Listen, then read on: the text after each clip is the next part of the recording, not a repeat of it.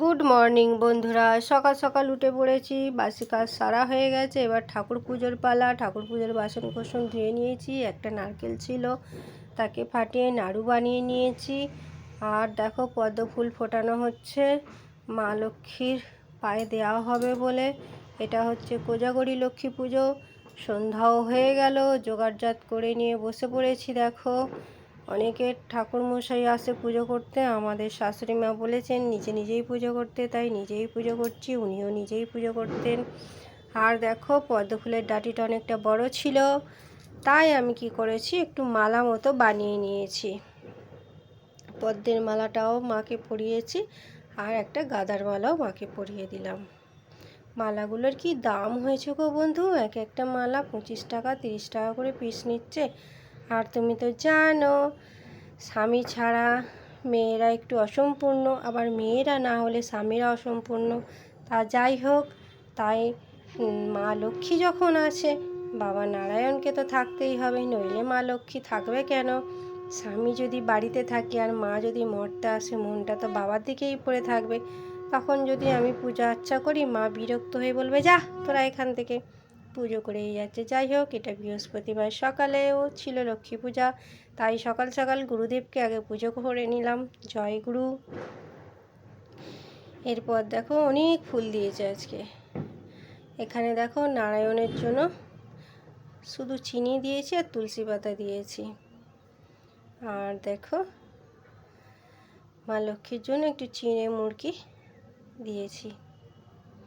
এবার দেখো এটা একটু ধুনো তো দিয়েই দিলাম, তোমরা দেখতেই পাচ্ছ।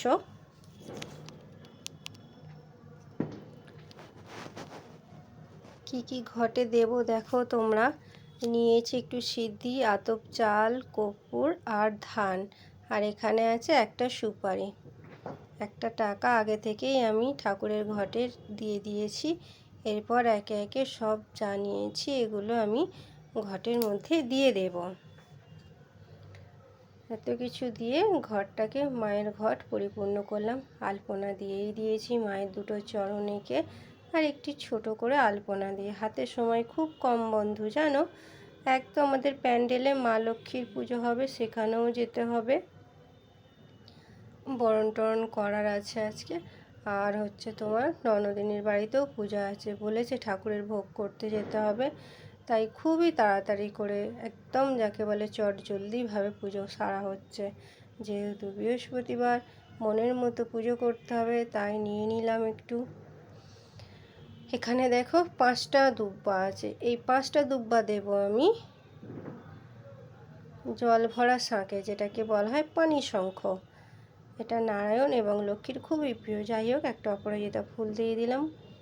এবার একটু আতপ চাল দেব, তারপরে জল দেব, দিয়ে ভর্তি করে নেব। জল দিয়ে দিলাম। ওম নমো ভগবতে বাসুদেবায় নমঃ। ওম মা মহালক্ষ্মী নমঃ নমঃ। ওম বিষ্ণুপ্রিয়ায় নমঃ নমঃ। ধনপ্রদায় নমঃ নমঃ। আর এই 16টি দুব্বা আছে, আমি মা লক্ষ্মীর তো দেবই, এটা দেব নারায়ণকে। দিয়ে দিলাম। নারায়ণের কাছে আছে 9টি দুর্বা, আর এটা নিয়েছি ঘটে দেব মা লক্ষ্মীর কাছে, তাই 16টি দুব্বা। কি বললাম আর একবার বলে দিই। 5টি দুব্বা দিয়েছি পানি শঙ্খয়, 16টি দুব্বা দিয়েছি মা লক্ষ্মীর ঘটে, আর 9টি দুব্বা দিয়েছি নারায়ণকে। এনাদের এই দুর্বা ঘাস ভীষণ পছন্দের। এবার একটু আরতি করে নেব। ওম মা মহালক্ষ্মী নমঃ নমঃ। ওম বিষ্ণুপ্রিয়ায় নমঃ নমঃ। ধনপ্রদায় নমঃ নমঃ। বিশ্বজননী নমঃ নমঃ। ওম বিশ্বরূপেষু ভার্যাসি পদ্মে পদ্মালয়ে শুভ সর্বদে পাহিমাং দেবী মা মহালক্ষ্মী নমস্তুতে। আর দেখো তার সাথে আমার বাবা গণপতি আছে, তাকেও আমি দিয়ে দিলাম।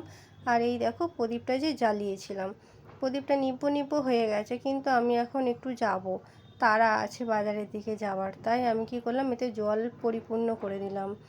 এটা যদি নিভে যাবার থাকে, এ নিজেই নিভে যাবে। যতটা তেল থাকবে ততটাই এ নিজে জ্বলে যাবে, আর যখন নিভে যাবার হবে এ নিজেই নিভে যাবে। এটা নিয়ে আমাকে আর টেনশন করার কোনো কারণ নেই।